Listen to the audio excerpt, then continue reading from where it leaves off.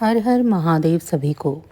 मान्यता है कि अगर रविवार के दिन सूर्यदेव की श्रद्धापूर्वक पूजा अर्चना की जाए तो मनुष्य के जीवन में सुख समृद्धि और धन संपत्ति की कोई कमी नहीं रहती है। रविवार का दिन सूर्यदेव को समर्पित है। मान्यता है कि अगर रविवार के दिन सूर्यदेव की श्रद्धापूर्वक पूजा अर्चना की जाए तो मनुष्य के जीवन में सुख समृद्धि और धन संपत्ति की कमी नहीं रहती है। साथ ही शत्रुओं से सुरक्षा भी होती है। सूर्यदेव का व्रत करने के साथ साथ अगर आप इनकी व्रत कथा भी सुनते हैं तो आपकी सभी मनोकामनाएं पूर्ण हो जाती हैं। तो चलिए जानते हैं सूर्यदेव की व्रत कथा के बारे में। प्राचीन काल की बात है, एक बुढ़िया थी जो नियमित तौर पर रविवार के दिन सूर्यदेव से पूर्व उठकर नित्य कर्मों से निर्वृत्त होकर अपने आंगन को गोबर से लीपती थी जिससे वे स्वच्छ हो सके। इसके बाद वे सूर्यदेव की पूजा अर्चना करती थी, साथ ही रविवार की व्रत कथा भी सुनती थी।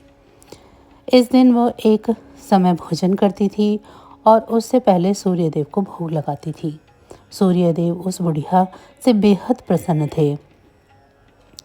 यही कारण था कि उसे किसी भी तरह का कोई कष्ट नहीं था और वह धन धान्य से परिपूर्ण थी। जब उसकी पड़ोसन ने देखा कि वो बहुत सुखी है तो वो उससे जलने लगी। बुढ़िया के घर में गाय नहीं थी, इसीलिए वो अपने पड़ोसन के आंगन का गोबर लेकर आती थी, क्योंकि उसके यहाँ गाय बंधी रहती थी। पड़ोसन ने बुढ़िया को परेशान करने के लिए कुछ सोचकर गाय को घर के अंदर बांध दिया। अगले रविवार बुढ़िया को आंगन लीपने के लिए बुढ़िया को गोबर नहीं मिला। इसी के चलते उसने सूर्यदेव को भोग भी नहीं लगाया, साथ ही खुद भी भोजन नहीं किया और पूरा दिन भूखी प्यासी रही और फिर सो गई। अगले दिन जब वह सोकर उठी तो उसने देखा कि उसके आंगन में एक सुंदर गाय और एक बछड़ा बंधा था। बुढ़िया गाय को देखकर हैरान रह गई। उसने गाय को चारा खिलाया। वहीं उसकी पड़ोसन बुढ़िया के आंगन में बंधी सुंदर गाय और बछड़े को देखकर और ज़्यादा जलने लगी, तो वह उससे और अधिक जलने लगी। पड़ोसन ने उसकी गाय के पास सोने का गोबर पड़ा देखा तो उसने गोबर को वहां से उठाकर अपनी गाय के गोबर के पास रख दिया। सोने के गोबर से पड़ोसन कुछ ही दिनों में धनवान हो गई। यह कई दिनों तक चलता रहा। कई दिनों तक बुढ़िया को सोने के गोबर के बारे में कुछ पता नहीं था। ऐसे में बुढ़िया पहले की तरह ही सूर्यदेव का व्रत करती रही, साथ ही कथा भी सुनती रही। इसके बाद जिस दिन सूर्यदेव को पड़ोसन की चालाकी का पता चला तब उन्होंने तेज आंधी चला दी।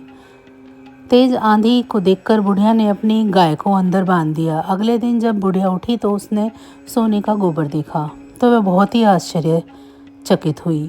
तब से लेकर आगे तक उसने गाय को घर के अंदर ही बांधा। कुछ दिन में ही बुढ़िया बहुत ही धनी हो गई।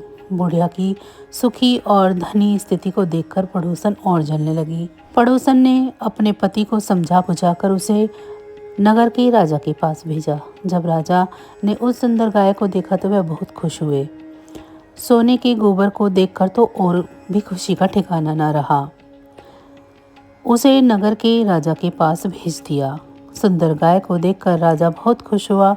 सुबह जब राजा ने सोने का गोबर देखा तो उसके आश्चर्य का ठिकाना न रहा।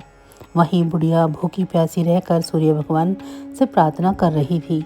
सूर्यदेव को उस पर करुणा आई। उसी रात सूर्यदेव राजा के सपने में आए और उनसे कहा कि हे राजन, बुढ़िया की गाय व बछड़ा तुरंत वापस कर दो। अगर ऐसा नहीं किया तो तुम पर परेशानियों का पहाड़ टूट पड़ेगा।